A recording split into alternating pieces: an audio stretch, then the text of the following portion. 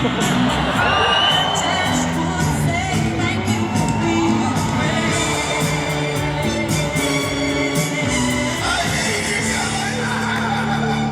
people leave their cart, put a dollop of whipped cream. Put some whipped cream all over your face.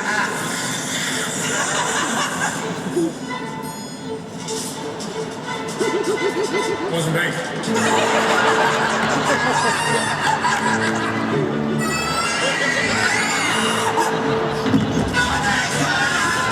It's the pet's collar.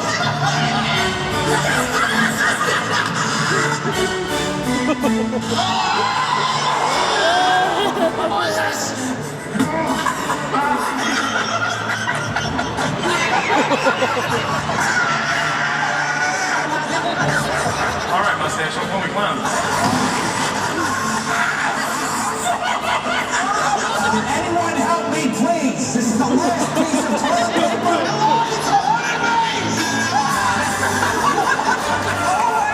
Release the children! Just pop those mints into the diet soda. Tell Ronnie you stay away from the light! I will never forgive you! You maniac! Suck it! Show your face, Grandma! I'm the champion of the world! Bingo! You fall! Finger in your ass!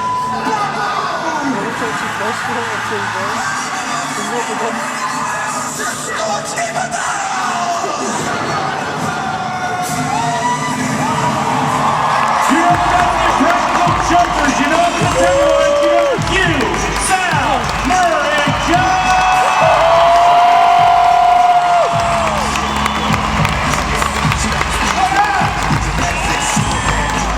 What's up, Manchester? Here we go now. Hello, friends. What's up, everybody? How are you? You doing all right? You might notice we're missing somebody. I got a quick announcement, everybody. Quick announcement. Brian had to take a shit. So, what we're doing now is called vamping until he's ready. I heard rumor, yeah, this is just going ahead to do a rewind. So, where are you guys from? How's everybody? Who drove here?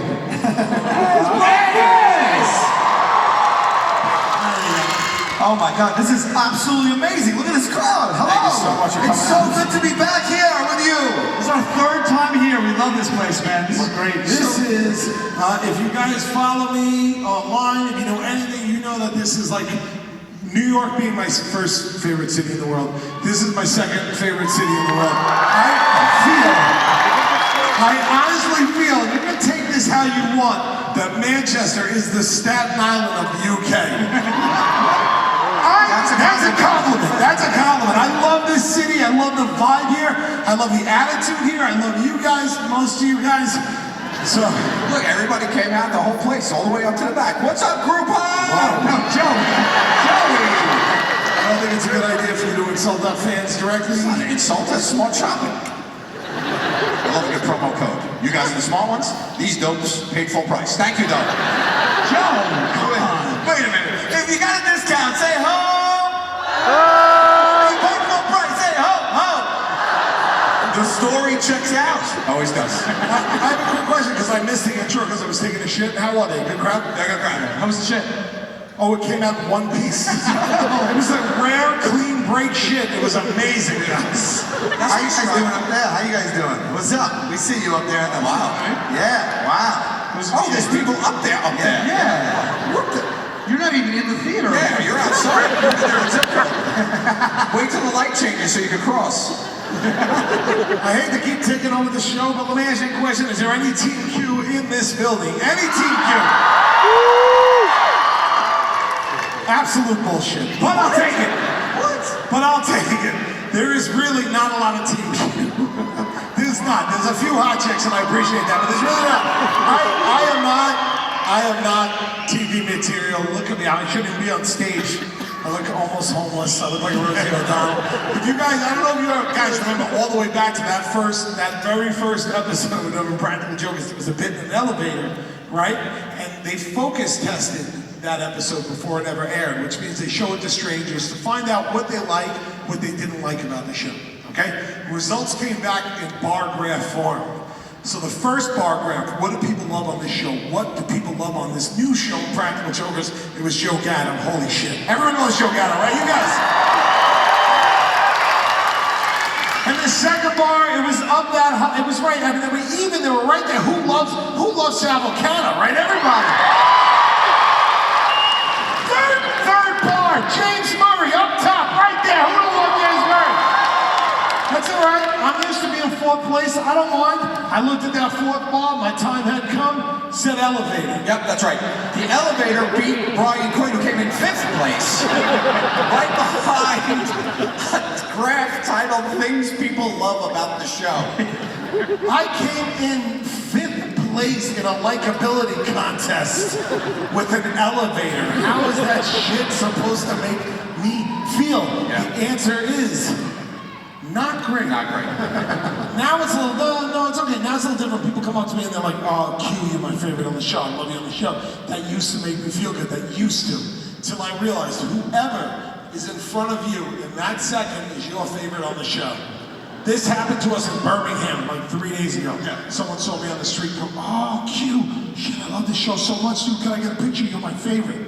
And I just was about to answer. They noticed Gatto and they go, oh, Joe! Joe, can I get a picture? I love you on the show. I didn't even take a picture with you. Something real quick that just occurred to me. If you and the elevator were both on Tinder, America would have swiped right on the elevator and left on you. Think with those terms. Which isn't fair because I also go down. So, Nice one. Bam! Take that elevator. I'd hold on, because like an out-of-service elevator, he also has problems getting up. You need to push all the buttons, and even then, we don't know. Yeah, but if you push the emergency button with the bell on it, Sal shows up ready to go. The show has been on the air for 8 years now. There's a little elevator humor up top. The show's been on the show. The show's been on the air 8 years. Okay, so we have season 9 starting next year in the States, and that is incredible to us. We have mortgages, so we keep going. And every 2 weeks since the show started 8 years ago, someone will come up to me in a similar situation and say, "Oh my God, I love your show so much. It's the show me and my family watch all the time. Brings us together." I said, "Thank you so much." I said, "And you're our favorite, Q."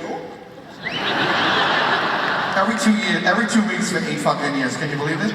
I'm like, "Thank you so much. I appreciate you. I take it to heart. Please tell your family that Q says go fuck yourself." I've been Brian Quinn. Thank you so much. I've been Q. he does that. He does that. But I got him back because here's what I did. I was in a relationship with this woman for 3 months who thought I was Sal.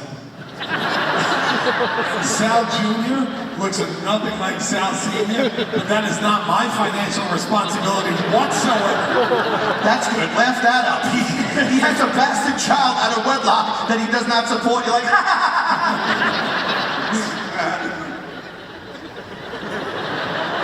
My children call me Murr.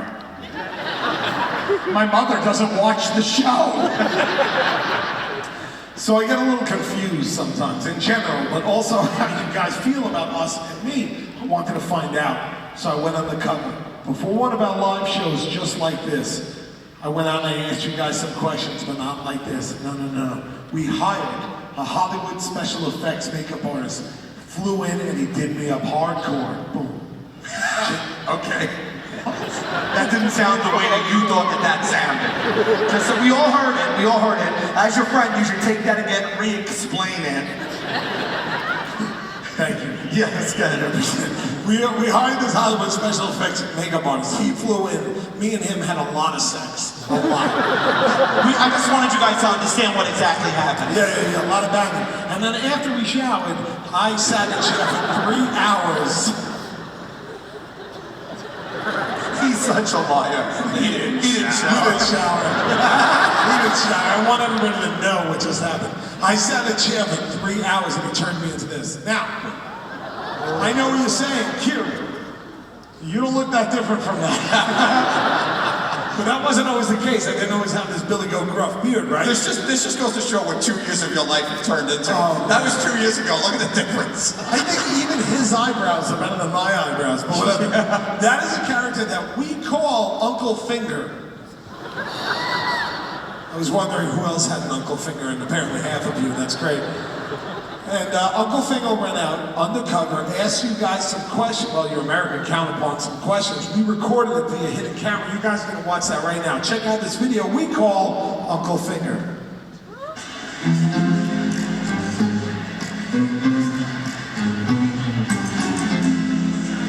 Oh, man, I can't wait to see this show. My buddy does security here. He says one of them's a real diva. Which one? That's my guess too. Let me ask you, lady, who do you think the handsome one is? Joe? Oh. What about that Q? Alright.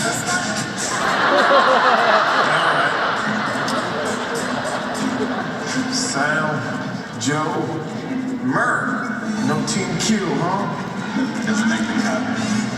Don't make the cut, huh? Who's your favorite Joker? Joe. Oh, God, go to your seat. Who's your favorite Joker? Sal. Oh, God, who's your most favorite? Joe. He sucks.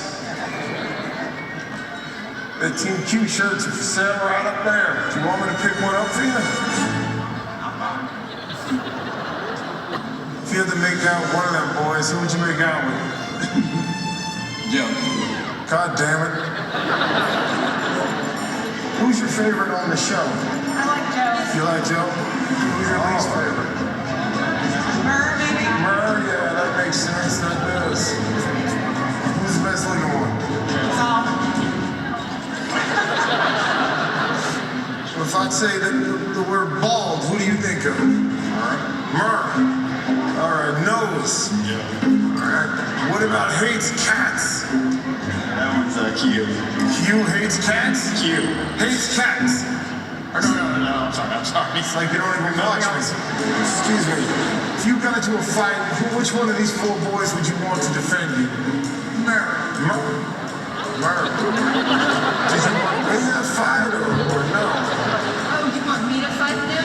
Yeah, if you were to fight one of them. Sal. Because you could take Sal. Yeah. Because he's a big old honking pussy. Yeah. Yeah, gotcha. Which one of these jokers you think you could take in a fight? Who would give you the toughest time? Q, perhaps. Yeah. Damn right. Q's hot, right? Q's hot? No? Oh, that Q is hot. What do you say? No. Would you say that Q is hot?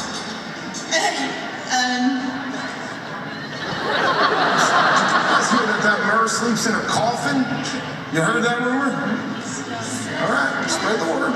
Spread the word.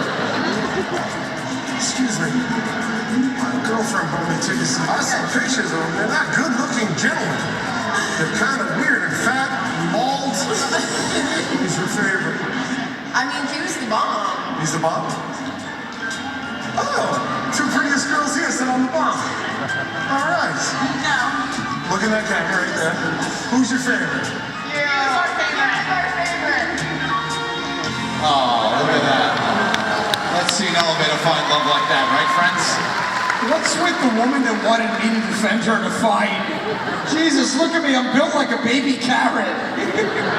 Sometimes I wish I had this, guys. We had a show in Birmingham, Alabama. I had some time before the show, so Sal and I decided to go shopping at the Birmingham, Alabama Mall. Yeah, this is Birmingham, Alabama in the States is like in the middle of the country, it's in the sticks. Yeah. But Joe and I love to shop, so we found a mall. Yeah. So, when we got to the mall, we do what we always do. We said, yeah, let's split up. You find any deals, text each other. Yeah, like best friends do, that's what we do. Yeah. So I kissed him on the mouth goodbye. Yes. Yes, like best friends do, that's what we do. So we did. Yes. And I started walking around the mall, and I noticed quickly that this mall was not a good mall. All the stores were like fake knockoff stores. They had like a Feet Locker. There was a Dolce and Garbanzo. Abercrombie and Bitch. And I'm like, you know what, this isn't a good store, but there's a lot of big fans there at the mall. And I was like, you know what, instead of shopping, I'm gonna hang out with, become a man of the people. Let me practically joke this mall up a little bit. Okay, wait. That's what a practically joking looks like. Even. Yeah, just like I was pointing and shooting a lot, like, hey, you know what, giving high fives, shaking hands, kissing babies, doing the damn thing, right? And there's these three mid-teen boys hanging on the railing and looking at me, so I was just like, what's up, fuckface? The kid popped up off the railing and he goes, what'd you just say? And I was like,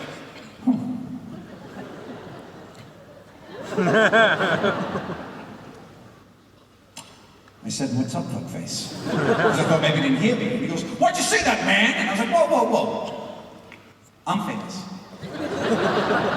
Like famous people do, right? They have to tell you they're famous. That's what it is. I was like, Practical Jokers. Thursday nights. Oh, no, not Thursday here. Monday nights. Comedy Central, Joe Gatto. No? He's like, I don't know you, man. I said, okay, look. You didn't know a world famous international celebrity. I called a teen boy a fuckface. We're both wrong here. But I apologize, man to man. No, man's a child. Man's a child. This kid smacks my hand away and walks away. But him and his two teen friends, these ruffians are following me around the mall. This teen gang is clocking me. Don't start no shit, there won't be no shit. What are you doing? What are you looking for some trouble? Trying to run some game on me? Who are you kidding? I'm Joe Gatto, I run the game. You don't run the game, I run the game. You sound like you're having a mental midlife crisis breakdown on stage right now. You're literally unraveling. Would you watch MTV for the first time today? You found a couple new phrases? I did. I watched a documentary on Cardi B, and it was lit AF. That kid was coming out. Right? Snapchat. What's up, bud? What? That's not how it works. You can't just say one word to try to connect with the youth. Yeah, all right. TikTok, right? Oh, okay, I guess he could. Yeah, right. So now these kids are following me. I don't want no trouble, okay? So I just start walking a little bit faster. But I look like one of those mall exercises, like my Fitbit is clocking miles, you know? Okay. Joe's Fitbit is like, we must have gotten stolen. There's so much more activity. He moves. Joe, you don't got a Fitbit, you got a fat bit. It's actually just a candy bracelet. Actually, Mer's right. It's a fat bit. I bought it at that mall at the Samsung store on clearance. He doesn't count calories he burns, they count calories he consumes. Yeah. That's why I broke it in 13 seconds. Right? And now I'm running up and down escalators. I'm like trying to dodge these kids. Now I'm exercising, so I start sweating.